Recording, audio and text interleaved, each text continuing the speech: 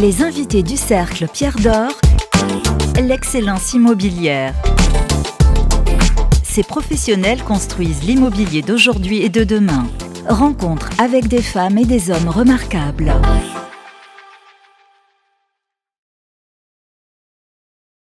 Bonjour et bienvenue sur immoweek.fr. Lors de ce salon SIPCA chez Astrid Veil, on a le plaisir de vous y rencontrer. Vous êtes la directrice générale de Groupama Immobilier et donc pour un grand institutionnel comme Groupama, comment se passe cette rentrée 2025 en ce mois de septembre? Alors, tout d'abord, merci Pascal de m'accueillir sur le stand d'ImmoWeek au SIPCA. Toujours un plaisir.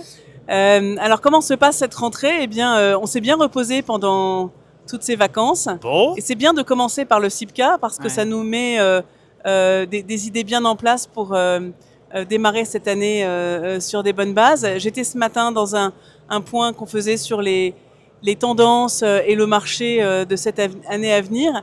Alors évidemment, on entend beaucoup de gens qui se plaignent des difficultés du marché, des volumes d'affaires. Voilà, moi je crois tout de même qu'il faut essayer d'avoir une vision positive. Il y a énormément d'enjeux qui nous sont adressés. On est dans une crise d'usage sans précédent. Qui est majeure parce que si on a fait trop de bureaux dans la proportion que je pense, moi ce que je pense c'est que peut-être qu'on a fait... Je sais que c'est un de vos dada en disant il y en a trop de toute façon. Donc peut-être que c'est 30%, si c'est 30%, c'est 30 millions de mètres carrés en France. Donc ça fait beaucoup. Ça fait beaucoup de villes à reconstruire sur la ville. Et puisqu'on est dans le salon du bas carbone, eh bien considérons que tout ce qui est bâti c'est une ressource pour le futur. Plutôt qu'une charge. Plutôt qu'une charge. Voilà, on peut aussi regarder les choses de cette façon-là. Considérons peut-être que l'enjeu de la reconstruction de la ville sur la ville et de la transformation du bureau en autre chose, eh bien, ça va être beaucoup de challenges et que les challenges, c'est quand même très agréable parce que ça permet l'action, on peut les relever, ça permet aussi aux jeunes générations de réfléchir un peu différemment par rapport à tout ce qui a pu être fait jusqu'à maintenant. Donc Groupama Immobilier s'insère vraiment dans cette stratégie-là du long terme et tous ces challenges, en fait, on est prêt pour l'action et puis l'action, ça rend tellement heureux. Oui, alors parlons un peu de Groupama justement. Qu'est-ce qui fait qu'un très grand institutionnel qui a un patrimoine magnifique, qu'on connaît, s'intéresse quand même fondamentalement à ces questions de développement durable, de bas carbone, de RSE d'une manière générale? Alors, déjà, dans mon groupe, dans le groupe Groupama, qui est un groupe d'assurance, la plus grosse empreinte carbone, on pourrait croire que c'est les voitures qui se déplacent. Ah non, c'est vous. Et maintenant, c'est nous. Oui, c'est l'immobilier. Donc, je dois à mon groupe l'exemplarité. Alors, c'est pas pour ça qu'on le fait. Et c'est pas pour ça qu'on le fait en carbone. En fait, on pourrait le faire en énergie, comme tout le monde. Et on le fait en carbone parce qu'on a tout de suite compris, en fait, que... la clé, c'était le carbone, c'était les émissions de gaz à effet de serre, c'était la diminution de l'empreinte et on s'est donné des objectifs extrêmement ambitieux.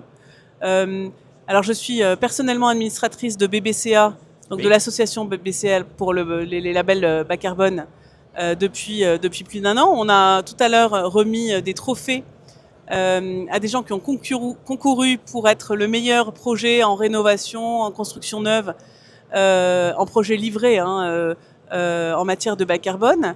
Nous-mêmes, nous avons eu un prix. Nous avons eu un prix pour un immeuble qui est Square de l'Opéra Louis Jouvet, un immeuble haussmannien. Alors, Pascal, alors donnons un exemple. C'est passionnant parce que ça, vous êtes Square de l'Opéra Louis Jouvet. Qu'est-ce qu'on peut faire en carbone? Voilà, au cœur du QCA. C'est très drôle. On a eu des bureaux juste à côté, je peux le dire. Comment on fait pour... Sans toucher la façade. Oui. Avec un immeuble qui était déjà rempli. Voilà, avec des contraintes un peu fortes. Et on a réussi à diviser le carbone par 2. Ouais.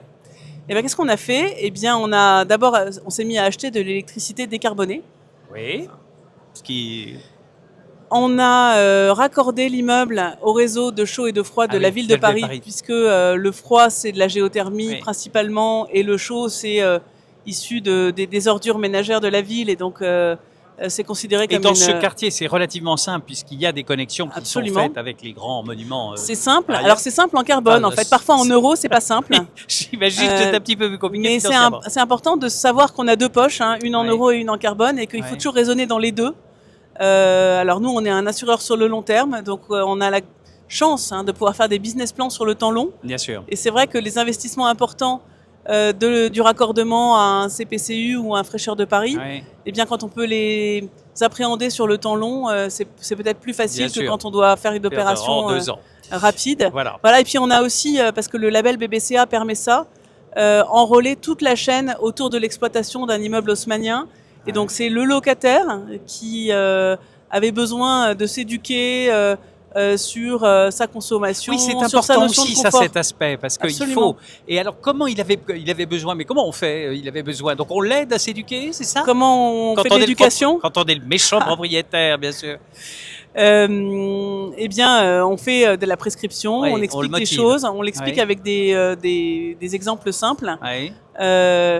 Et puis souvent, ce sont les jeunes qui nous expliquent à nous. Moi, je me souviens, Oui. les premiers à m'avoir dit qu'il fallait éteindre l'eau en se brossant les dents, c'était mes enfants. Oui, oui. Hein, et donc, quand on fait expliquer parfois par les équipes, par des jeunes, etc., ça devient le sens commun. Tout à fait. Et nous, on aime bien dire à nos locataires qu'il faut qu'ils soient triple A, parce que ça parle, hein, triple Oui, A. c'est assez clair. Quand on est à ok. quelques jours de Oui. la nouvelle note de la France, on sait bien Oui. ce que ça veut dire. Oui, Et touchons les donc, bois. triple A chez nous, c'est anticipation, atténuation et adaptation au changement climatique.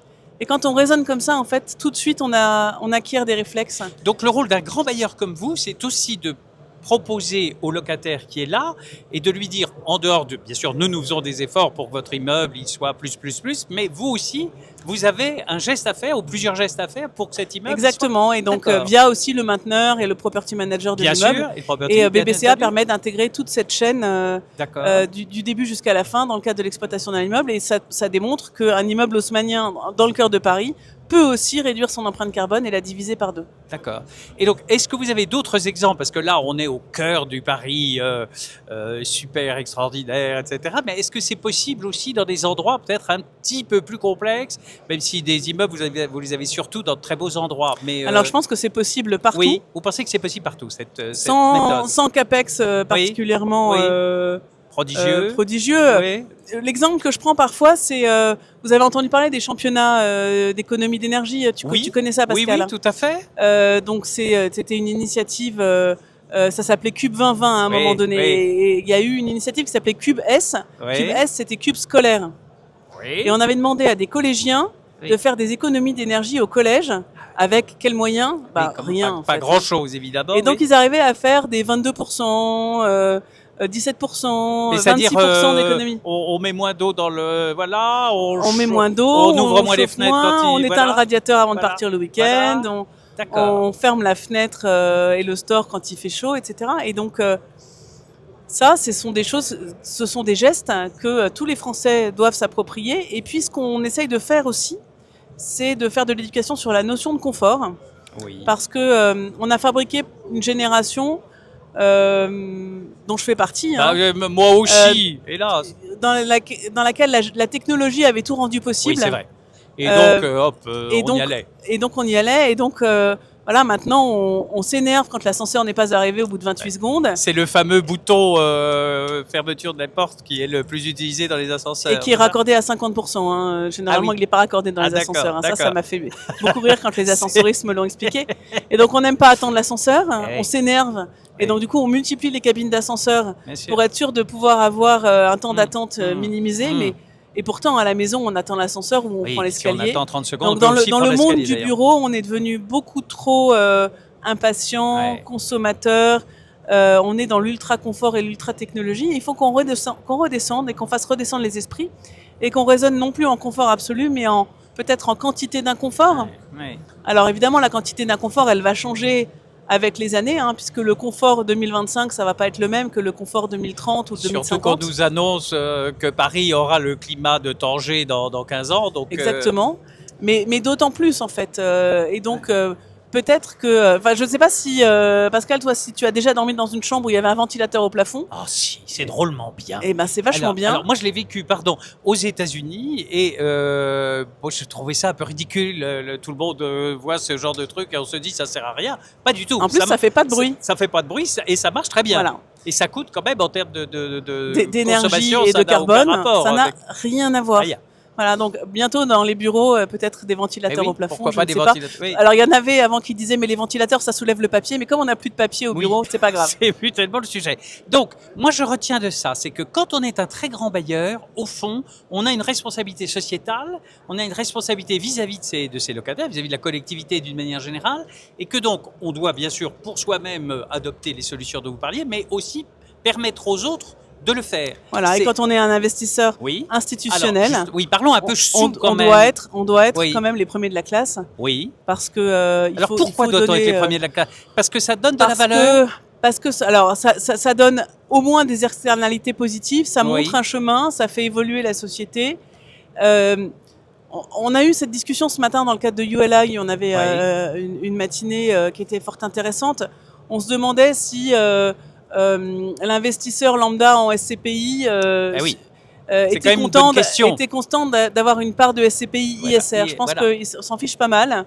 Ce qui l'intéresse surtout, c'est la profitabilité de sa SCPI. En moyenne, oui, quand même. Donc voilà, il faut aussi faire une distinction entre des intérêts qui peuvent être économiques chez des personnes physiques et puis tout le monde institutionnel qui a adopté définitivement ce langage de... Le mot définitif est important là, parce que vous avez l'impression que c'est une histoire qui ne peut pas être remise en cause. Il paraît qu'il va y avoir 12 500 visiteurs.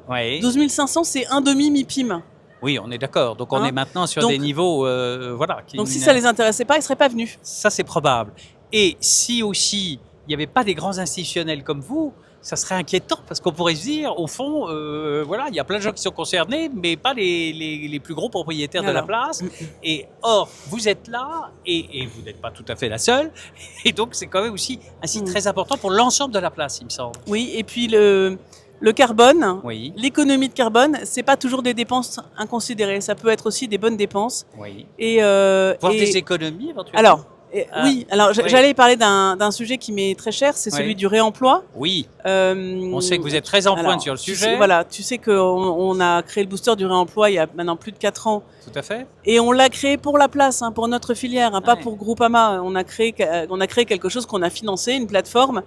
Ça s'appelle le booster du réemploi parce que le réemploi c'est bien, mais plus de réemploi, c'est mieux. C'est du carbone économisé. Bien sûr. D'accord ? Et donc, le réemploi, c'est la première façon d'économiser du carbone en faisant des économies. Et donc, plein d'autres pistes, il me semble, actuellement en cours.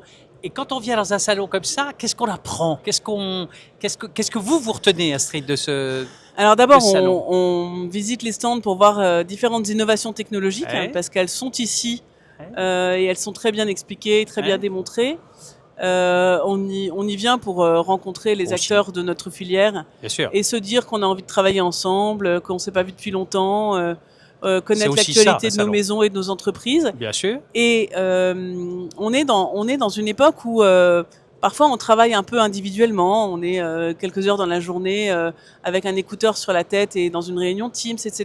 Et donc moi j'ai aucune idée avec un écouteur, j'ai aucune idée dans mon canapé et j'ai aucune idée toute seule dans mon bureau.